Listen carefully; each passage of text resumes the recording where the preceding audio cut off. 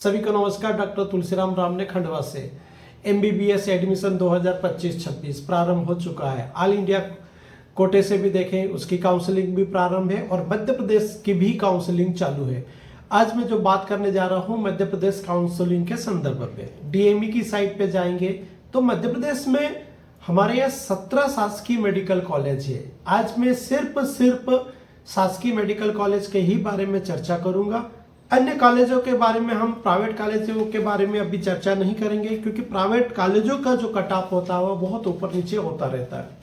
यदि हम कैटेगरी की बात करेंगे तो मेरे बहुत सारे वीडियो बनाए हुए, अलग अलग कैटेगरी के अलग अलग वीडियो हैं, और आज मैं जो वीडियो बना रहा हूं वो SC कैटेगरी का वीडियो है। यहाँ पर मध्य प्रदेश के जितने भी शासकीय महाविद्यालय, जैसे कि मैंने बताया 17 मेडिकल कॉलेज है, क्या कट ऑफ हो सकता है, इस आधार पर मैंने थोड़ा अनुमान लगाने का प्रयास किया। यह सिर्फ अनुमान है। वास्तविक में जो सीट अलॉटमेंट लिस्ट जारी होगी वो 6 अगस्त को होगी। 6 अगस्त को बादल क्लियर हो जाएंगे कि किसको कौन सा कॉलेज मिला है। फिर भी मैंने जो मेडिकल कॉलेज का जो क्रम रखा है, पिछले सालों की बच्चों ने उस कॉलेज को प्राथमिकता दी, उसी के आधार पर इनका मैंने वरीयता क्रम रखा है। यदि हम बात करें तो अलग अलग महाविद्यालयों में अलग अलग स्थिति हुई रही है। तो हम सबसे पहले बात करते हैं कि रैंकिंग के आधार पर क्या स्थिति हो सकती है। मध्य प्रदेश में जो DME के साइट पर जो मेरिट लिस्ट जारी हुई थी, मेरिट लिस्ट में से ही मैंने फिल्टर करके ST कैटेगरी के कुछ नंबर निकाले हैं, रैंकिंग निकाली है। यदि हम बात करें सबसे पहले कि क्या स्थिति हो सकती है SC कैटेगरी की, यहां हम बात कर रहे हैं Mahatma Gandhi memorial medical college Indore. Indore जो कॉलेज है, सभी बच्चे इस कॉलेज को प्राथमिकता देते हैं। यदि हम SC कैटेगरी की बात करें तो 503 तक कट ऑफ जाने की संभावना इंदौर कॉलेज में बनी हुई है। कितने? 503 तक। यदि हम दूसरे नंबर पर ले तो भोपाल कॉलेज आता है, गांधी मेडिकल कॉलेज भोपाल आता है, जहां पर 480 तक कट ऑफ जाने की संभावना मुझे लगता है। ये सिर्फ संभावना व्यक्त कर रहा हूं, क्योंकि बहुत सारे बच्चे जो मेरिट में है या ऊपर हाईएस्ट नंबर लाए हैं वो ऑल इंडिया कोटे से भी चले जाते हैं, और कुछ बच्चे एम्स में भी चले जाते हैं। किंतु फिर भी एक अनुमानित आंकड़े में आपके सामने, अनुमानित कट ऑफ आपके सामने में रख रहा हूं। तीसरे कॉलेज जो है, जो प्राथमिकता बच्चे देते हैं, वो नेताजी सुभाष चंद्र बोस मेडिकल कॉलेज जबलपुर है, जहां पर 462 तक जाने की संभावना मुझे लग रही है।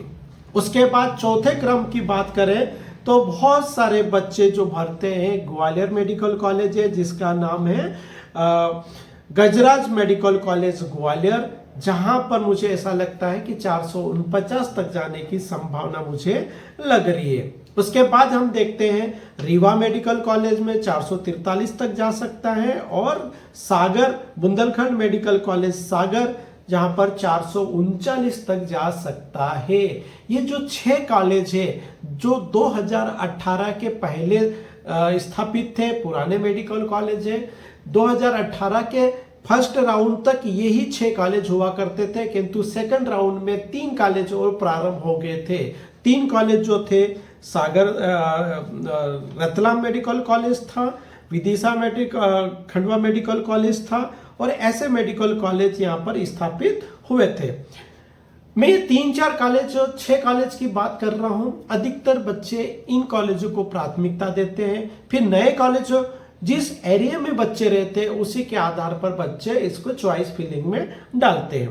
यदि रतलाम मेडिकल कॉलेज की बात की जाए तो 435 तक आने की संभावना है। उसके बाद विदिशा को देखते हैं तो 430 तक आने की संभावना है। उसके बाद दतिया और देखते हैं तो 428 तक भी आ सकता है, और खंडवा मेडिकल कॉलेज है जहां पर 426 तक आ सकता है।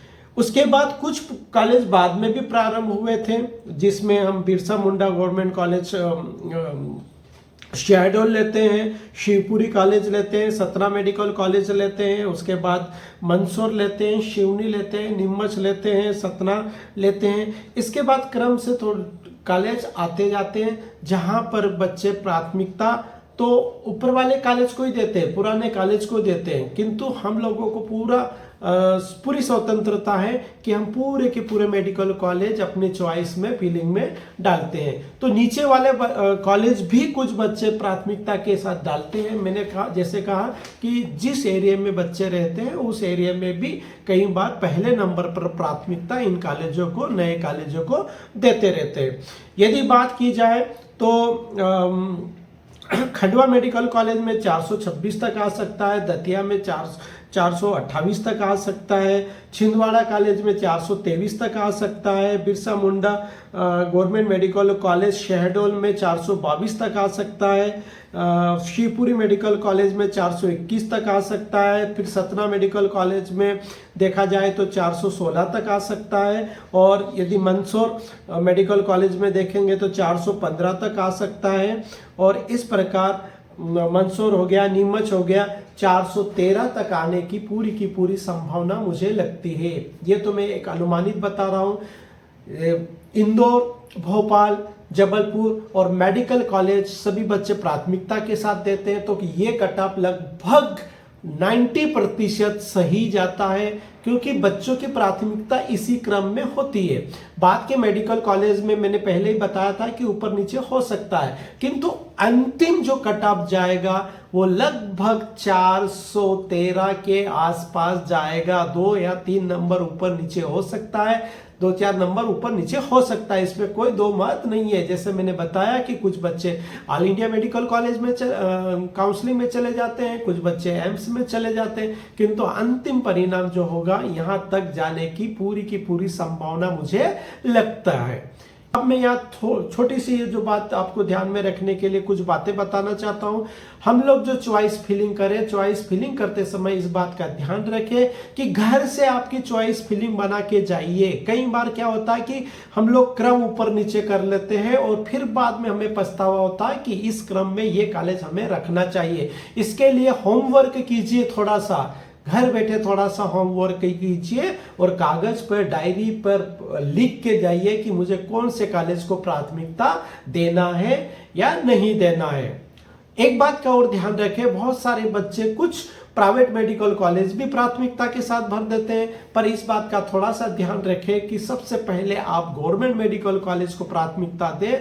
यदि आपको ऐसा लग रहा है कि गवर्नमेंट कॉलेज नहीं मिल रहा है, बहुत ज्यादा नंबर नीचे है, सेकंड काउंसलिंग का भी इंतजार कीजिएगा, उसके बाद ही फाइनल ये प्राइवेट मेडिकल कॉलेज भरना है या नहीं भरना है। तो पहली ये प्राथमिकता आपकी रहेगी गवर्नमेंट कॉलेज को ही प्राथमिकता दे। मैंने जैसा बताया, सूची बना के रखो, कौन कौन से डॉक्यूमेंट्स की आवश्यकता होती है, इस बात को भी आपको, वैसे तो रजिस्ट्रेशन करते समय आपने सभी चीजें कर ली है, स्कैन करके आपने अपलोड कर दिया है। फिर भी मैं यहाँ आगे और बात करना चाहता हूँ कि आप जब एडमिशन करने जाओगे तब तक आप पूरे डॉक्यूमेंट्स तैयार करके साथ जाइए। जितने भी आपके डॉक्यूमेंट्स है उसकी 5-5, 6-6 प्रति फोटोकॉपी करवा के रख ले, रंगीन फोटोकॉपी करवा के रख ले, सीडी बनवा ले, पेन ड्राइव में रख ले, ये सभी चीजें अपन को करना है। फिर मैं मेरे कल एक बात बताई थी कि आप लोगों को हर डॉक्यूमेंट्स की एक एक पन्नी में 5-5, 6-6 सेट तैयार करके रख ले। 5-5, 6 सेट तैयार इसलिए करके रख ले, और इस पन्नी के मतलब ऐसे एक फोल्डर बना लीजिए, फोल्डर में रख लीजिए कि आपको मालूम होना चाहिए कि आपका कास्ट सर्टिफिकेट कहाँ रखा है, आपका मूल निवासी प्रमाण पत्र कहाँ रखा है, आपकी 10वीं की मार्कशीट कहाँ रखी है, 12वीं की मार्कशीट कहाँ रखी है, टीसी कहाँ रखी है, नामांकन जो आपका रहता है वो कहाँ पे रखा हुआ। ये सभी चीज़ों का एक व्यवस्थित रूप से आप अपना सेटअप तैयार कर लीजिएगा, क्योंकि एडमिशन की प्रोसेस बहुत लंबी होती है, बहुत एक एक टेबल पर बहुत बारीकी के साथ जांच होती है, कब कौन सी चीजें की कब आवश्यकता पड़ जाए तो आपको ढूंढने की आवश्यकता ना पड़ेगी। यदि हमने अपने डॉक्यूमेंट्स को व्यवस्थित रूप से रख लिया तो जैसे ही जरूरत पड़ी वैसे हम अपना डॉक्यूमेंट्स सामने वाले अधिकारी के सामने प्रस्तुत कर सकते हैं। समय लगता है, 1 या 2 दिन 3 दिन भी लग सकता है एडमिशन की प्रोसेस करते करते।